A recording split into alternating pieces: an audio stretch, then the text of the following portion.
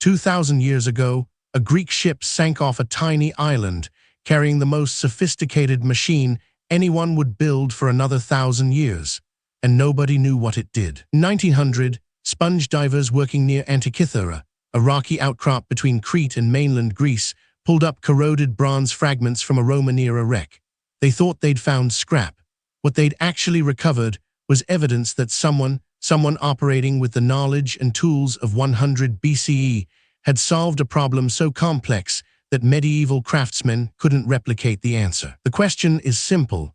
How did an ancient Greek engineer, facing the constraints of hand tools and bronze, build something that predicted the cosmos? The Antikythera Mechanism wasn't a sculpture or a weapon. It was a mechanical calculator, roughly the size of a shoebox, built from at least 30 bronze gears, each cut with precision that would have required knowledge of trigonometry and astronomy that most people assumed the ancients didn't possess. When you turned a crank on the side, the gears meshed together and rotated dials on the back face. Those dials didn't show you the time of day. They showed you where the planets would be in the sky months or years in advance. Understand what this cost, what someone had to give up to build it. You have to think like someone under pressure with incomplete information.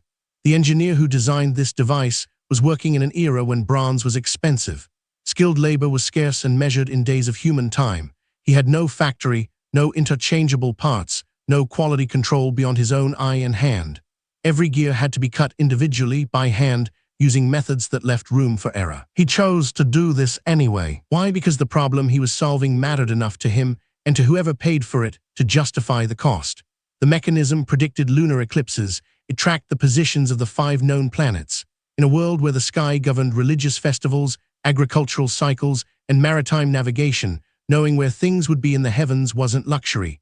It was survival. He made a decision: invest significant resources now to solve a hard problem, so others could make better decisions later. Here's what gets lost in the marvel of the thing. After that ship went down, the knowledge of how to build it vanished. Nobody else, for roughly 1,000 years, created anything remotely as sophisticated. The mechanism sat in a museum, misidentified as an astrolabe or a piece of decorative bronze. It wasn't until the 1970s, with X-ray technology and modern measurement tools, that anyone figured out what it actually was. 1,000 years of forgetting. 1,000 years where the capability existed, but got locked inside a sunken wreck and a broken artifact. Stoics understood something about this kind of loss. Marcus Aurelius didn't have the Antikythera Mechanism in mind, but he grasped the principle: the only thing you truly control is your effort today. You cannot control whether your work survives. You cannot control whether the person who comes after you will understand what you built or why. You can only choose, with the knowledge you have right now, to do the work well enough that it might. The engineer who built this mechanism faced a choice that looks different from yours, but operates on the same logic. He could have built something simpler, a crude astrolabe, a basic calendar, something adequate, something that worked, something that required less bronze and less precision. Instead, he chose to push the problem further than anyone had before, knowing the chance his solution would be lost, misunderstood, or forgotten. He did it anyway because the problem was worth solving well. When you face this same calculus constantly, you choose between the adequate solution and the one that takes more time, more thought, more resources than the moment demands. You choose between work that'll be recognized in 6 months and work that might matter in 6 years, work that might never be credited to you at all. The mechanism teaches you something blunt. The work's value doesn't depend on whether you get to see the payoff. That's not inspirational nonsense. It's practical. When you untether your effort from the requirement that you see the result, you stop making decisions based on visibility. You stop choosing projects based on whether they'll boost your resume or get you promoted. You start choosing based on whether the problem is real and whether your solution would actually work. That's when you do your best work. That's when you build something that lasts. The mechanism sat in the ocean for 2,000 years.